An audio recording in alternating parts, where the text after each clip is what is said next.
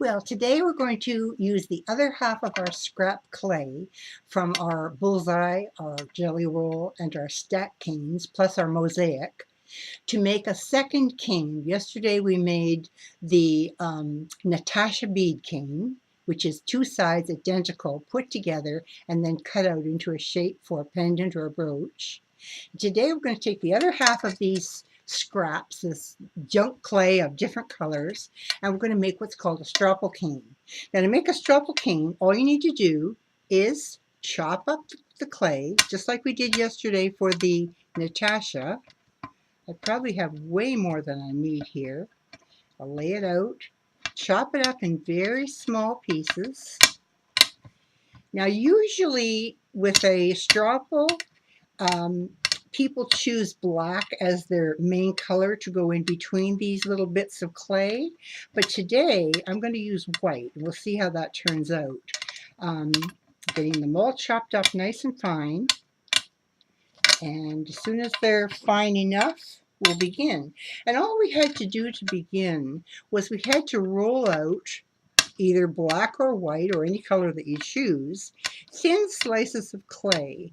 We need one for the ground floor, and we need one to cover the first layer, and we need one more to cover the second layer. And from there, it's a matter of push, pull, reduce, trim, and we have a wonderful cane that we can make all kinds of jewelry and fine things out of.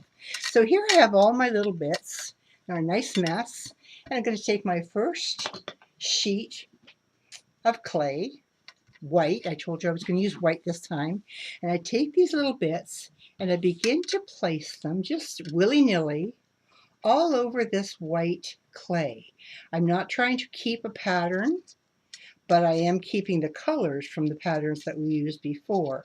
I know these colors are going to look great together, and so we're just going to place them, fill up the little sheet as best we can, get it all covered up nicely. That's not too bad. Maybe a little more piece there and there. Don't want to leave my edges bare. And once you've done this, what you do is you take a second sheet of the same color clay. Now we used white, so I'm going to take a second sheet of white, place it right on top, press it down gently with my fingers. It's going to be all bumpy and lumpy. You can see that. And then we will proceed and make a second layer with our colors. So I'm going to take these colors, put them on here any which way I want. Sometimes it'll be higher, sometimes it'll be lower. It'll be bumpy and lumpy, and that's just fine. And I think this is pretty good. So take my third sheet, place it on top, press it down. Very good. And we cover this sheet with the last little bits of clay that we have. Now, if you have more clay left over, just set it to the side, use it for another day. You can always make another Natasha bead cane. You can always do something different with it. But I'm going to just sort of spread these out so I'm using them as best I can. Press them down. I don't put a sheet on top, and I'll tell you why. The reason is that I'm going to cut this in half. And when I cut it in half, like so, and lift half, use my blade to help me lift it, you can see that the bottom is a white layer, then colors, then white, then colors, then white, then colors. And if I put this right on top of these colors, we've got a double stack going that's really, really nice. And that's exactly what I want to have. So now we take the whole thing, lift it up, and begin to compress it, smooth it, press it in, and as soon as we're done this, we can begin to make slices from this stropple cane to make a piece of jewelry. Now I'm going to just iron this down with my roller a little bit, give it a little roll on all the sides so that I'm compressing the air, getting it out, just getting it fixed up nicely. And you may think, well, this looks kind of like a dog's breakfast. It can't be anything too good. But wait until you see the slices and what they look like.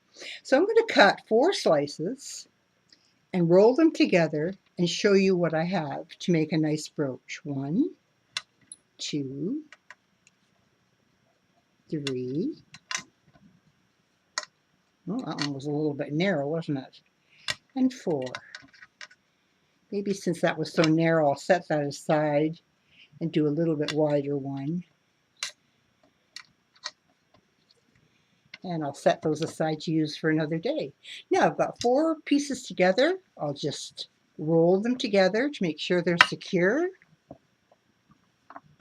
Now, if you wanted to, because there's not a pattern to distort, this pattern is basically an abstract, you could run it through your roller, or you could thin it as much as you want. But I like the size to be thick enough to make a brooch without having to worry about a backing. So I'm going to leave it just like this. It's all set. All I need to do is take a cutter, cut, and as soon as I cut, I have a piece that's a brooch. So I'll hold this up and show you what it looks like.